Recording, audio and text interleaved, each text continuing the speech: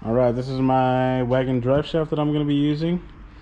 Actually, the only part I'm going to be using from this is this slip joint right here. So this goes facing towards the engine, and it allows movement for, if your engine moves, this can move in and out, or a little bit side to side. So there's a bunch of grease in here. It's basically like an axle inside of here. So the only part I'm going to be using is basically from this weld to this flange right here. I'm going to pull this carrier off and put one of his carriers on there, and then basically I'll be cutting this weld right here and cleaning it up. And then when I take it to the drive shaft shop, they will weld a new 2.5 inch tube on here with the 1310 U joints to make the whole drive shaft stronger. So I'm going to go ahead and pull this off of here. There's a 32 millimeter nut in here that you got to get off. So I'm going to get that off now.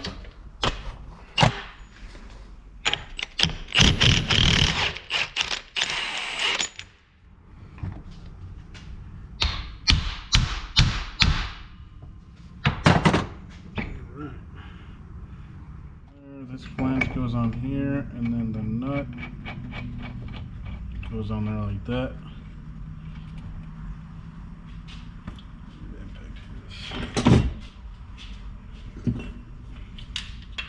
If you run the nut on there, it'll press this down on there.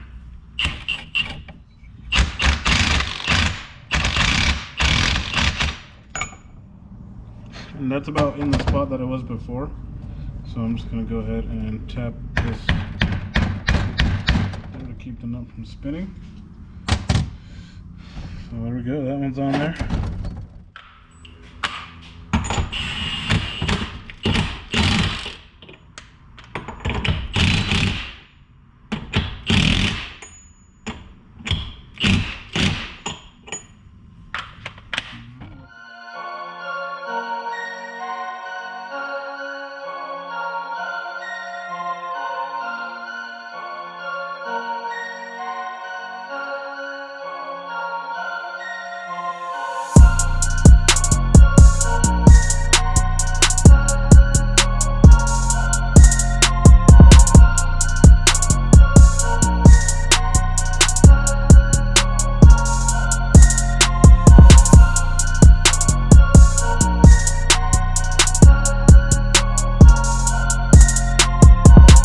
Alright, so this is all that's left of that part.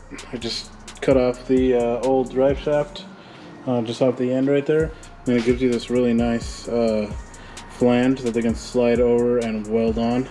And then there's also a really nice flat surface that you can measure from to go from here to the T-case.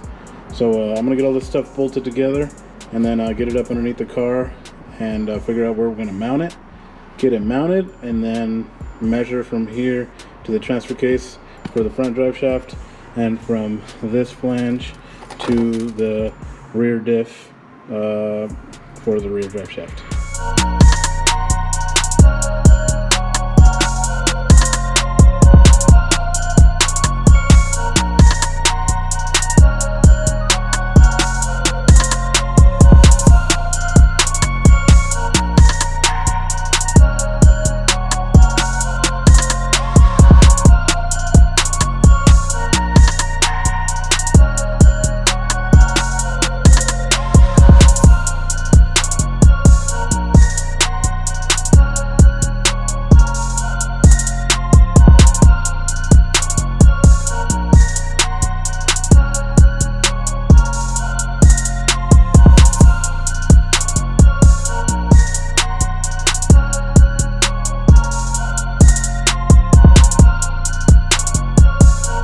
This thing in here, and I measured from that flange to the transfer case and from this flange to the diff. I kind of centered it. It's 31.5 inches each way, and then I put this on the jack, jacked it up, and I pressed it up against the bottom of the car just to mark where it was going to go. But I actually drilled all the holes in the mounts while it was up here, that way I know they're in the right spot.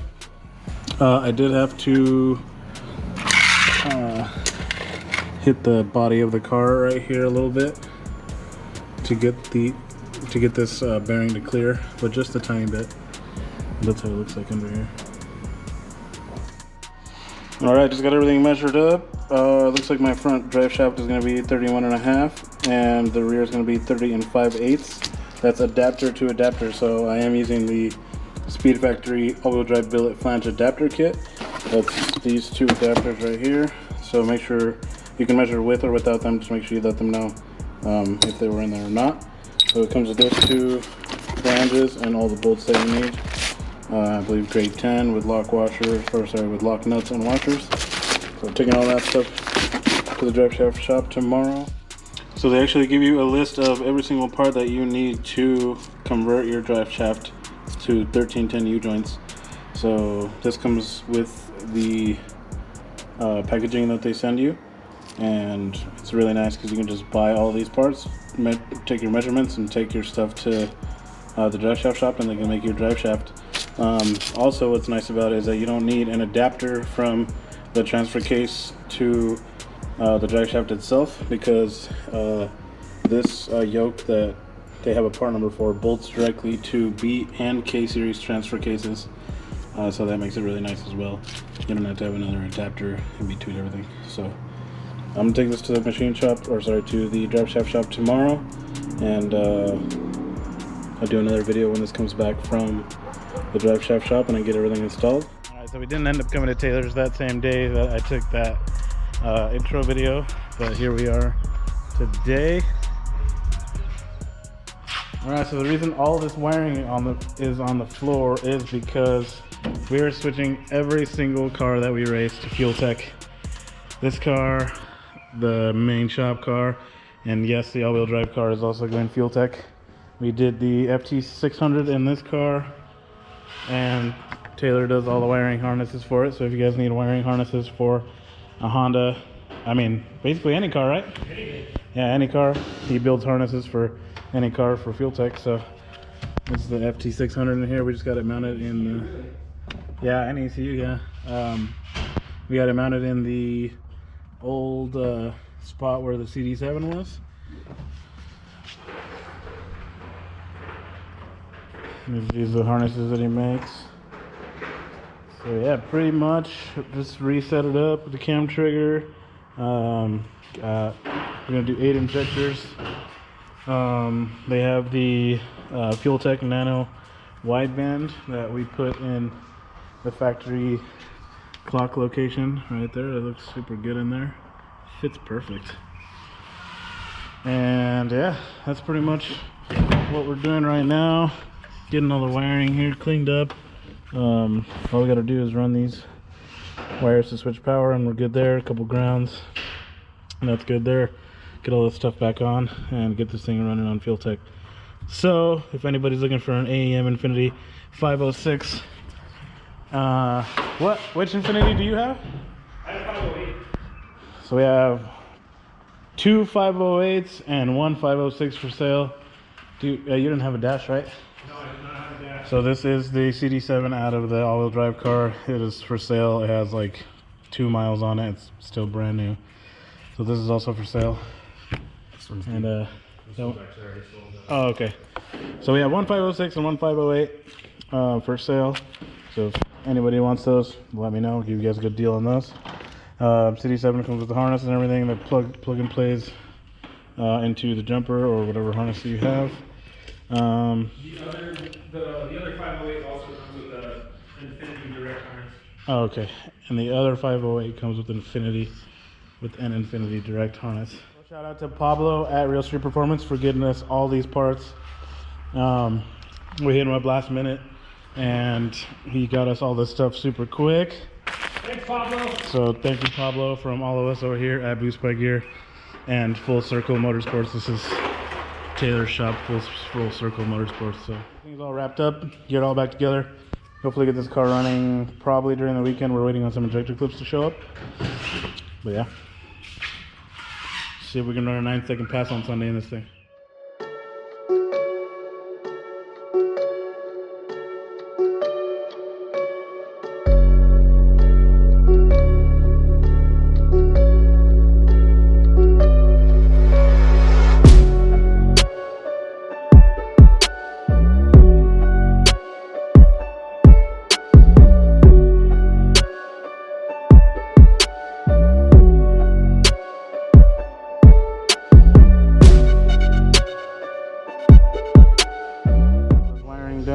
We're just gonna leave these like this for now until we know it works, and we'll wrap it up in tape. But we're gonna try to start it real quick. Fire up.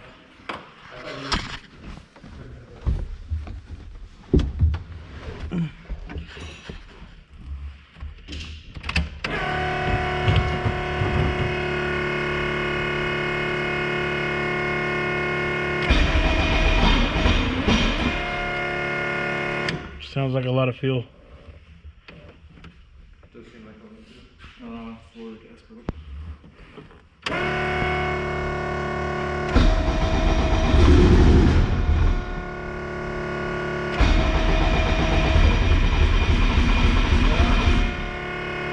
What? Lit up the gas.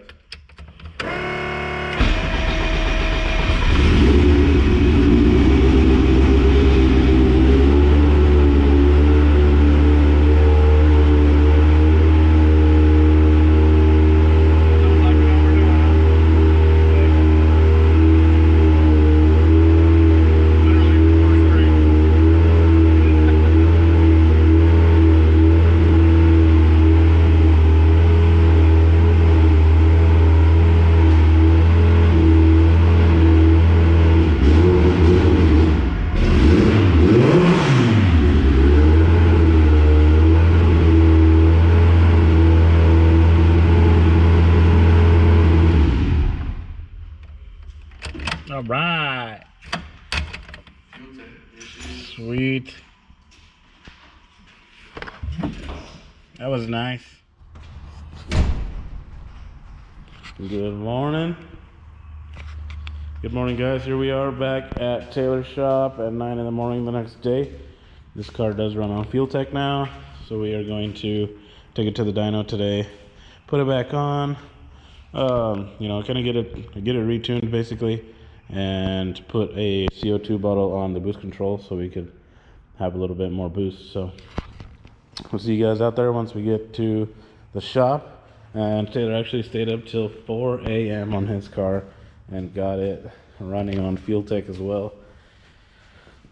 So both of these cars now are running FuelTech. This one an FT550 and that one FT600.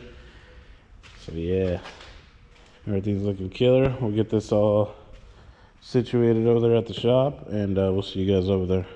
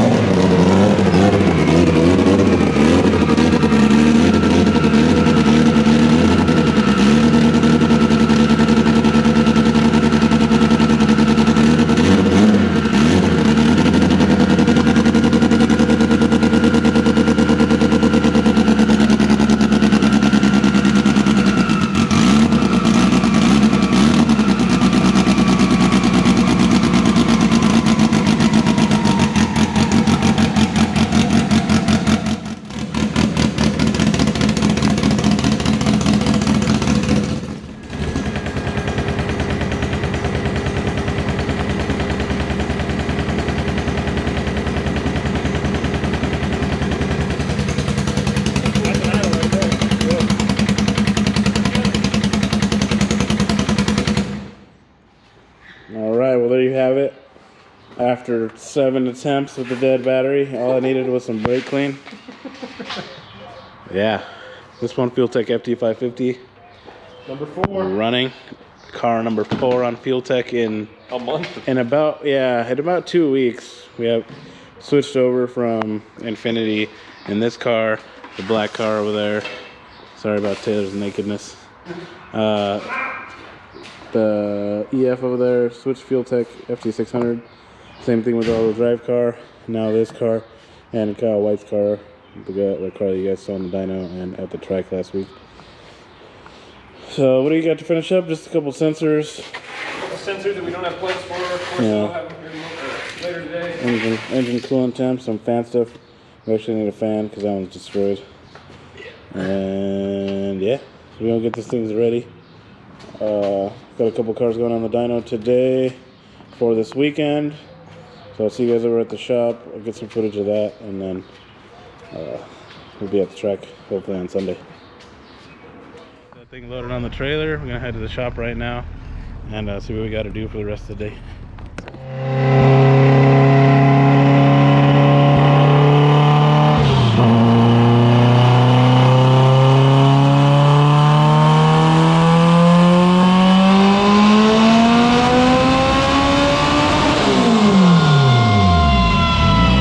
Drive car back on the dyno.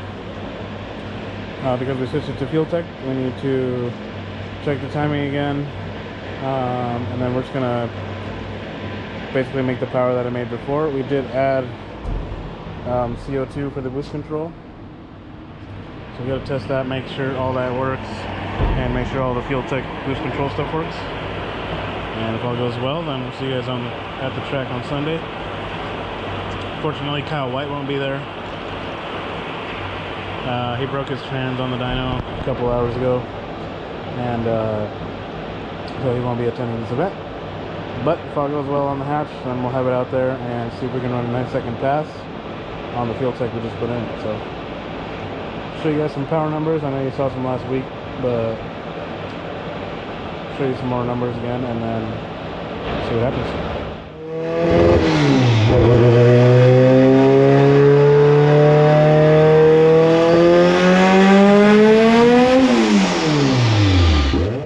Guys, Friday morning over here at the shop. A couple things. We were getting the all-wheel drive EG ready for the race this weekend on Sunday.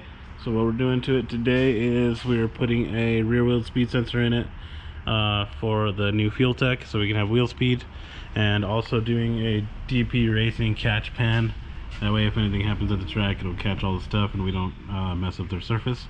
So I'm getting that mounted up now. Just doing a couple 90-degree tabs off the bottom of the car here, bolted to here, and then bolted to here.